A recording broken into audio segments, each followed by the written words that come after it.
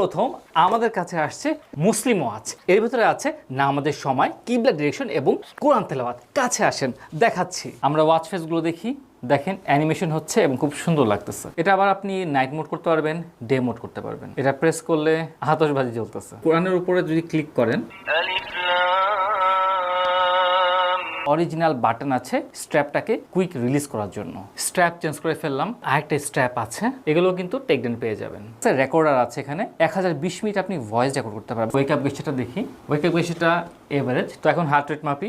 আমার ওয়াচে 80, মেশিনে 82। Blood pressure try করি। ওয়াচে 97, মেশিনে 98। কম্পাস পেয়ে যাচ্ছেন। এটার কাটার এদিকে দেখাচ্ছে এবং এটাও কিন্তু এদিকে দেখাচ্ছে। কল দিয়ে দিচ্ছি বাবরকে। জি ভাই, ভয়েস একদম স্পষ্ট ক্লিয়ার আছে, কোনো ডাউট নাই। আমার এটা কলিং পার্টটা খুব ভালো লাগছে। ভেতরটা বেশ ভালো লেগেছে আমার কাছে।